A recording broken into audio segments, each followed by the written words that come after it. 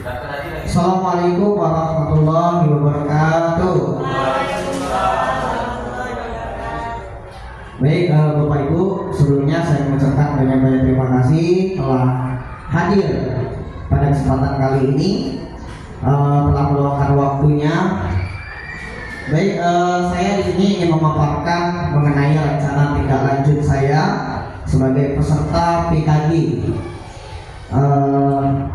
Rencana tindak lanjut yang saya ambil di sini adalah tentang Sport Education Model, atau biasa yang disingkat dengan SEM.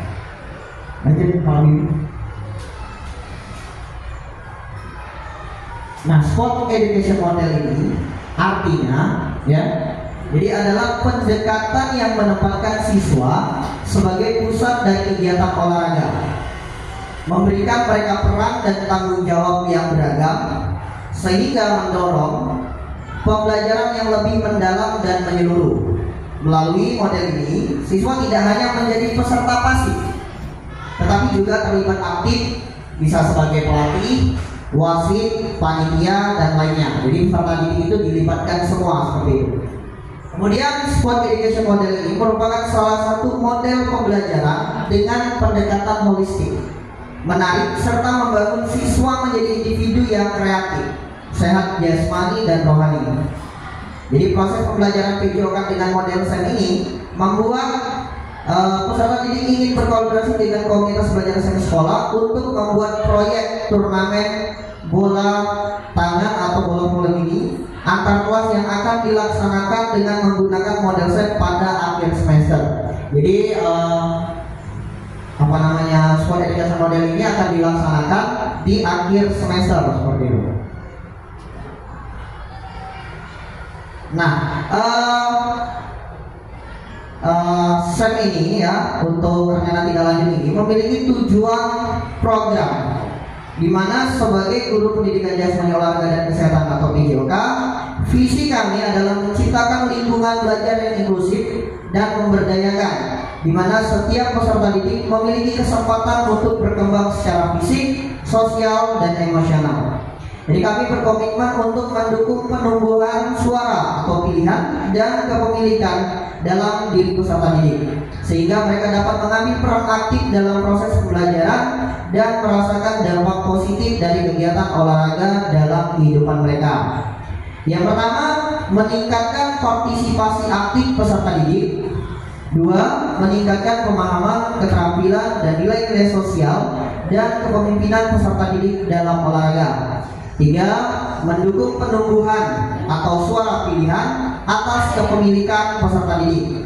Empat, memfasilitasi pembelajaran PJOK yang berpusat pada peserta didik. Dengan tujuan-tujuan ini diharapkan dapat memberikan pengalaman belajar yang berharga dan berdampak positif bagi peserta didik, serta memperkuat keterlibatan dan dukungan dari komunitas belajar dalam sekolah.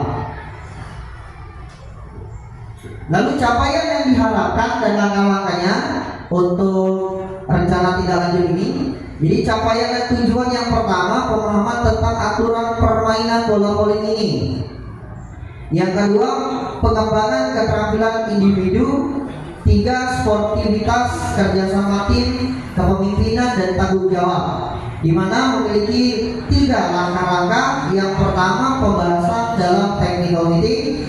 Dua, latihan dan pengelolaan musim. Tiga, penyelenggaraan turnamen yang menekankan pentingnya sportivitas, komunikasi, kerjasama, dan tanggung jawab pada setiap peran dalam pertandingan.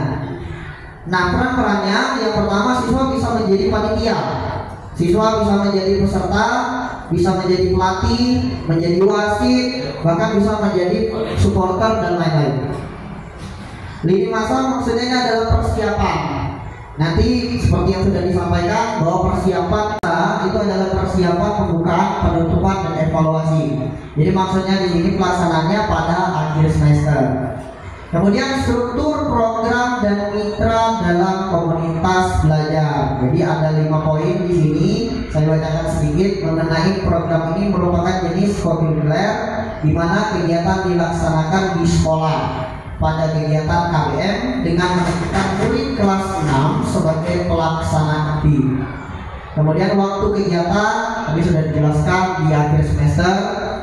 Yang ketiga, kegiatan ini diawali dengan menjelaskan tujuan dan peraturan permainan bola voli ini, mengenalkan teknik-teknik dasar voli ini, diikuti oleh turnamen yang akan dimulai pada pemeriksaan grup sampai final. Yang keempat, mitra dari program ini yaitu kolaborasi dengan kepala sekolah, guru kelas untuk mendampingi dan memfasilitasi minat bakat siswa dalam melaksanakan berbagai kegiatan. Yang kelima, penanggung jawab adalah kepala sekolah, kelompok belajar yang menjadi lokomotif atau komunitas praktisi PJOK yang terdiri dari guru PJOK, kemudian guru PAI dan wali kelas sebagai koordinator, dan masing-masing kelas panitia, peserta dan pihak lainnya. Pernyataan tentang kapasitas yang dimiliki kelas atau sekolah. Di sini ada SDM atau sumber daya manusianya, tentu saja kepala sekolah, guru PJOK, guru kelas, staf sekolah dan tenaga pendidik dan serta siswa. Kemudian fasilitas lapangan, peralatan olahraga, fluid, net, bendera dan peralatan medis. Material pendukung ada sound system, dokumentasi serta penghargaan berupa piala. Rencana dan evaluasi. Jadi rencana evaluasi untuk program ingin melibatkan pengumpulan informasi dari siswa, staf sekolah dan anggota komunitas belajar. Yang mana tujuannya adalah untuk membuat penilaian tentang suatu program, meningkatkan efektivitas dan pertimbangan keputusan agar kedepannya lebih baik lagi. Lalu evaluasinya dilakukan dengan siswa yang mengikuti program, yang akan diminta mengisi survei dan formulir umpan balik setelah setiap sesi untuk menilai pengalaman dan keterampilan yang diperoleh staf sekolah, termasuk guru PJOK dan staf lainnya, yang akan diwawancarai dan disurvei untuk mendapatkan masukan tentang pelaksanaan program dan tantangan yang dihadapi. Teknik evaluasi alat kumpulan data yang digunakan meliputi survei, wawancara, dan refleksi peserta didik yang akan memberikan gambaran menyeluruh tentang keberhasilan program dan area yang perlu diperbaiki. Waktu evaluasi program ini dilaksanakan setelah semua rangkaian kegiatan selesai, dilaksanakan dengan sasaran semua pihak yang terlibat dalam program ini. Lanjut, Pak. Nah, kemungkinan tantangan, jadi pelaksanaan program ini mungkin ada tantangan dan kemungkinan yang akan terjadi. Jadi selama program ini dilaksanakan, mungkin ada keterbatasan fasilitas, kurangnya ya partisipasi dari siswa, dan masalah koordinasi antara berbagai pihak. Untuk mengatasi keterbatasan fasilitas ini, mungkin dengan memanfaatkan sepenuhnya lapangan yang ada serta menjadwalkan kegiatan secara efisien. Jika partisipasi siswa rendah, kami akan melakukan promosi yang lebih intensif dan melibatkan siswa dalam perencanaan untuk meningkatkan minat mereka. Masalah koordinasi akan diatasi dengan menyusun jadwal yang jelas dan melakukan pertemuan rutin dengan semua pihak terkait untuk memastikan komunikasi yang efektif. Dengan solusi ini diharapkan program ini dapat dilaksanakan dengan lancar dan mencapai tujuan yang diinginkan.